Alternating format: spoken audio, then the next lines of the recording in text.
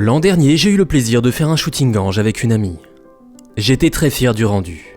Néanmoins, je sentais que les photos avaient du potentiel, que je pouvais les rendre encore plus magiques. C'est ce que nous allons voir ici. Dans cette formation pas à pas sur Photoshop, je vais t'apprendre à enneiger ta photo pour lui donner une ambiance merveilleuse et unique. Durant cette vidéo, voici ce que tu vas apprendre. Je t'affiche également le TC, si jamais tu veux aller directement au chapitre en question. Je vais te montrer ma méthode pour créer une merveilleuse ambiance hivernale. Je vais t'apprendre à changer la couleur d'un vêtement grâce au calque de réglage teinte saturation. Je vais te présenter le plugin Luminara-i et les réglages que j'utilise pour renforcer l'ambiance de ma photo. Enfin, je vais te présenter brièvement mes réglages dans Camera Raw pour finaliser ma retouche.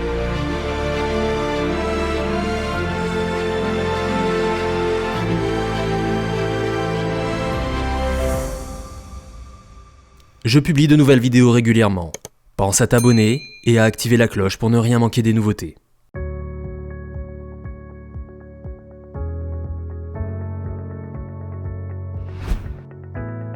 Commençons par créer un nouveau calque que l'on appelle neige. On va venir peindre en blanc dessus, aux endroits que l'on veut enneiger.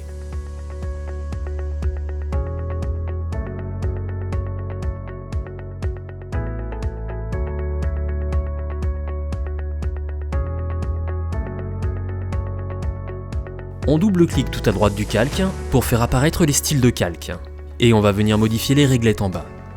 La première va venir masquer les points noirs et blancs du calque sélectionné, alors que la seconde va venir modifier le calque en fonction des points noirs et blancs des calques positionnés en dessous. Ici, j'aimerais faire disparaître le blanc sur les zones sombres de mon image. Pour ce faire, je vais déplacer le curseur des noirs de la règle du bas, ce qui a bien pour effet de me faire réapparaître les zones sombres de ma photo. On commence déjà à avoir un rendu de neige. Mais pour avoir un rendu encore plus crédible, le secret c'est de maintenir la touche Alt et de déplacer le côté du curseur. Ça va casser le curseur en deux et ça va créer un dégradé dans le réglage. À vous de jouer avec ces deux petits curseurs pour trouver le réglage le plus adapté à votre image, selon si vous voulez plus ou moins de neige sur le décor.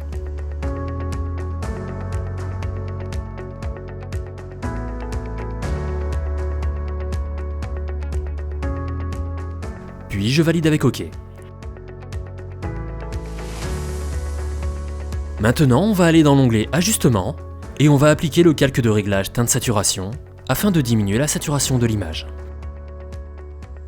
Et toujours dans l'onglet Ajustements, on va également appliquer le calque de réglage noir et blanc que l'on va passer en mode de fusion superposition et on réduit son opacité à 50%. Ça va aider à renforcer le rendu de la neige dans l'image.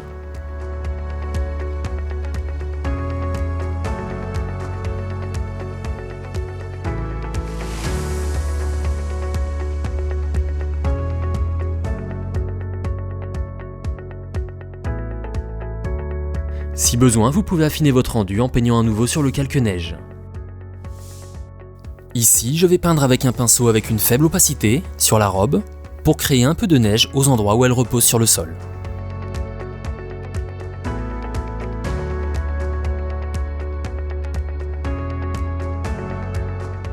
Et je finis mon réglage en contrastant un peu avec une courbe.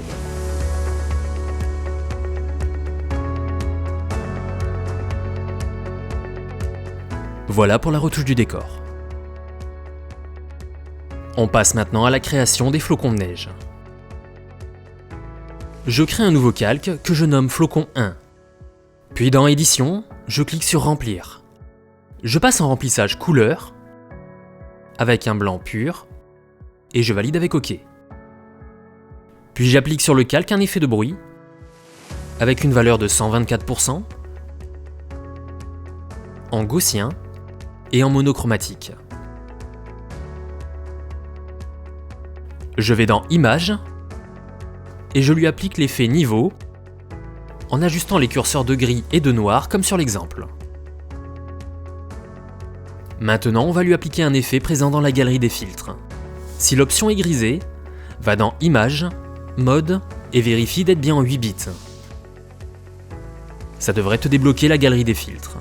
Ouvre le dossier Esquisse et applique l'effet bord déchiré, avec une balance à 25, une douceur à 11 et un contraste à 19.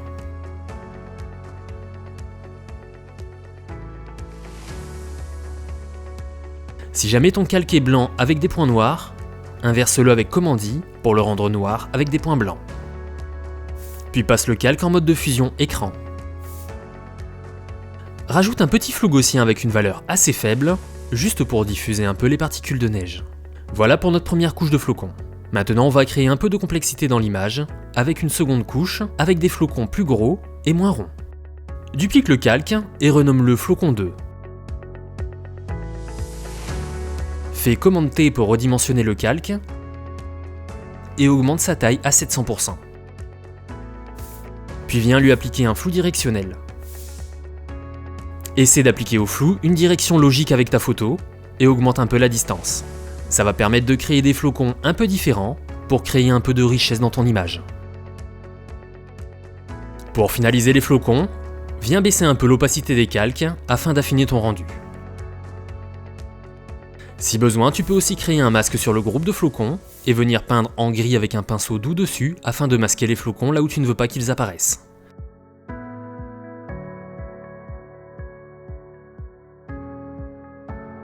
Notre première étape est terminée. Nous avons réalisé une belle ambiance hivernale.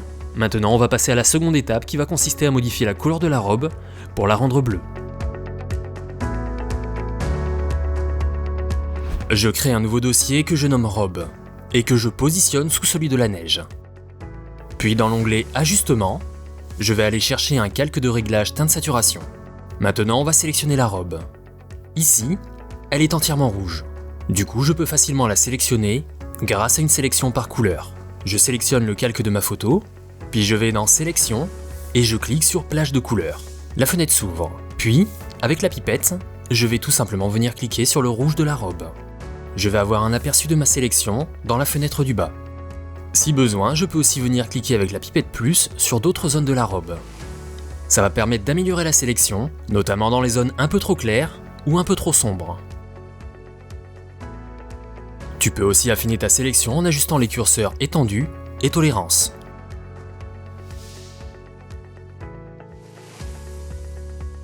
Puis on valide avec OK. Et on remarque de suite que la sélection a bien fonctionné. Maintenant, on sélectionne le masque du calque teinte saturation, on passe notre couleur de premier plan en noir, et dans Édition, on clique sur Remplir et sur Couleur de premier plan. Ça a pour effet de remplir la sélection avec du noir. Cependant, si je viens déplacer mon curseur de teinte, je me rends compte que toute l'image change de couleur, sauf la robe. Car sur un masque de fusion, ce qui est blanc sera visible, et ce qui est noir sera masqué. Ici, la robe est noire, donc elle n'est pas prise en compte par le changement de teinte. Je vais donc sélectionner le masque de fusion et faire un Commande plus I pour inverser la sélection. Maintenant, toute l'image est noire, sauf la robe. Et si je viens bouger ma teinte, c'est bien la robe qui change de couleur. À toi maintenant de jouer avec les 3 réglages pour trouver la couleur qui convient le plus à ta photo.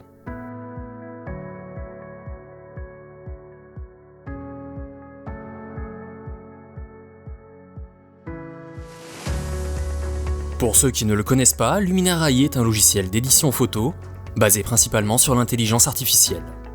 Ici, les paramètres à rentrer vont surtout dépendre de ta photo et du rendu que tu souhaites avoir. Ne copie pas mes réglages à la lettre, car tu n'auras jamais le même rendu. Ça va dépendre de ta photo, de ta résolution, de ton profil d'image et de plein d'autres paramètres. Cette partie de la vidéo est plus là pour te montrer le potentiel de Luminar AI et pour te montrer ma logique de retouche. On va compiler les calques avec commande Alt-Maj-E et on renomme le calque Luminar AI. Puis on se rend dans Filtre, Skyloom pour lui appliquer l'effet. La fenêtre du plugin s'ouvre et on se rend dans l'onglet Édition pour commencer les retouches. On commence avec l'embellisseur qui va donner plus de peps à ta photo. Après, je vais modifier un poil ma température de couleur pour refroidir un peu mon image. Je cherche à me rapprocher d'une ambiance glaciale. Puis je décontraste un peu mon image pour récupérer des détails. De manière générale, j'aime bien travailler sur une image peu contrastée. Et je rajoute du contraste à la toute fin. La structure est un réglage à ne pas trop pousser, car ça donne un rendu très dur qui n'est pas très beau sur des portraits. Mais ici, ça donne de la force et du caractère à la roche, donc ça mérite de le pousser un peu. Ensuite, je diminue la vibrance de mon image pour casser un peu la saturation globale. L'image de base a beaucoup de vert, et c'est une couleur que je ne veux pas trop voir sur mon rendu final. Dans paysage, on va venir corriger le voile, juste pour casser un peu les hautes lumières. Ce qui est intéressant ici surtout, c'est qu'en accentuant un peu le feuillage, on va pouvoir venir modifier sa couleur.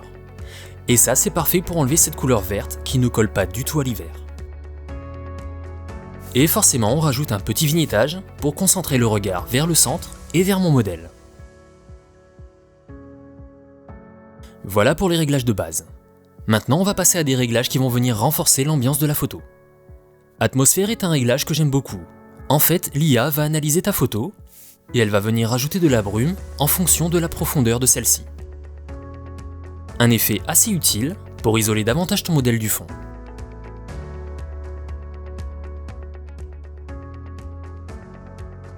Un autre réglage que j'adore, les rayons de soleil. Pareil, l'IA va analyser ton image et faire au mieux pour créer un soleil virtuel. J'aime bien mettre ce réglage assez fort et positionner le soleil en dehors de l'image, juste pour créer une jolie lueur diffuse et quelques rayons de lumière qui viennent du coin de la photo.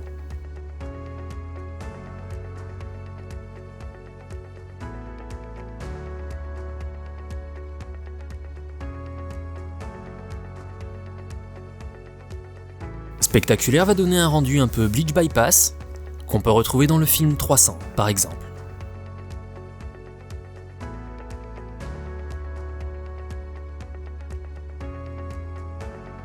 Ambiance va venir ajouter une sorte de filtre Instagram sur ton image.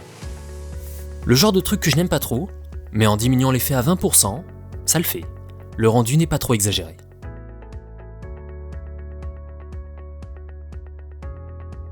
Le réglage de virage va permettre de refroidir uniquement les hautes lumières. Matte va venir griser les zones sombres pour affadir un peu les noirs de l'image. Et on rajoute un peu de grain pour fondre un peu mieux les effets entre eux. Pour finir, je vais réduire l'intensité des réglages pour atténuer un peu les excès.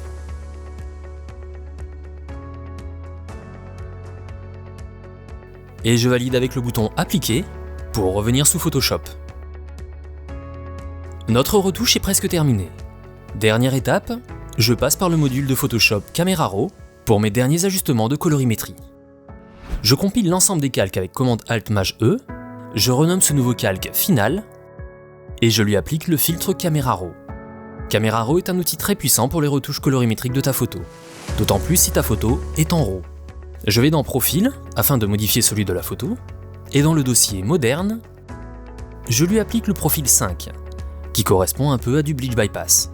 Puis, je diminue l'intensité du profil à 0, et je remonte tout doucement la valeur jusqu'à trouver une intensité qui me plaît. Dans Basique, je vais venir diminuer un peu l'exposition et diminuer un peu les contrastes. Puis je casse radicalement les hautes lumières et je débouche les ombres. Après, j'aime bien rajouter un peu de texture pour renforcer les visages et je compense en diminuant la clarté. Je rajoute de la vibrance pour équilibrer un peu les couleurs et je baisse la saturation pour compenser et éviter les excès. Dans Mixage couleur, tu vas avoir réellement la main sur tes couleurs, d'autant plus si tu shootes en RAW. Ici, l'idée, c'est de désaturer encore un peu les verts, ainsi que les couleurs chaudes pour avoir un visage un peu plus froid.